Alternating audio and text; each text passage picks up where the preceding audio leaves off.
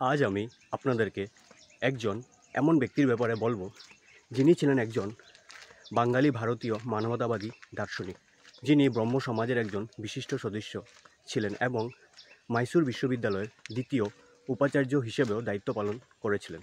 তিনি হলেন শ্রী ব্রজেন্দ্রনাথ শীল। আমি দেবাশিস। Good morning everyone.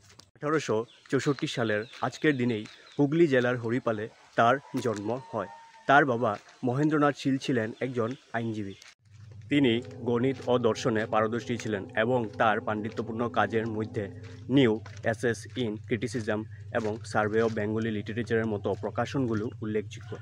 তিনি ছিলেন বিশ্বভারতী বিশ্ববিদ্যালয়ের সঙ্গে সম্পর্কিত এবং কবি রবীন্দ্রনাথ ঠাকুরের ঘনিষ্ঠ বন্ধু। তিনি জেনারেল অ্যাসেম্বলি ইনস্টিটিউশন, বর্তমানে স্কটিশ চার্চ কলেজ থেকে বিএ পাশ করেন এবং পরে স্কটিশ চার্চ কলেজে অধ্যাপনা শুরু করেন। কলকাতা বিশ্ববিদ্যালয় থেকে তিনি মানস ও নীতিশাস্ত্রে এমএ ডিগ্রি লাভ করেন। কলেজে তার সহপাঠী ছিলেন নরেন্দ্রনাথ দত্ত, যিনি পরবর্তীতে স্বামী বিবেকানন্দ নামে পরিচিতি লাভ করেন।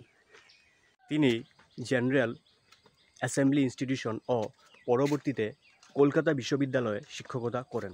1921 সাল থেকে 1930 সাল পর্যন্ত তিনি মাইসুর বিশ্ববিদ্যালয়ের উপাচার্য হিসাবে দায়িত্ব পালন করেন। তিনি ব্রহ্ম সমাজের একজন প্রভাবশালী সদস্য ছিলেন এবং তার রচনা ও বক্তৃতায় ভারতীয় চিন্তা ও ইউরোপীয় দর্শনকে একত্রিত করেছে। তিনি রবীন্দ্রনাথ ঠাকুরের ঘনিষ্ঠ ছিলেন এবং রবীন্দ্রনাথের লেখার সমালোচনা ও প্রশংসা করেছেন। কলকাতা বিশ্ববিদ্যালয়ের king George V chair of mental and moral সায়েন্সের অধ্যক্ষ এবং পরে ব্রজেন্দ্রনাথ শীল চেয়ার নামে পরিচিত পদটির প্রধান ছিলেন। তার নামানুসারে কুচবিহারের আচার্য ব্রজেন্দ্রনাথ শীল কলেজের নামকরণ করা হয়।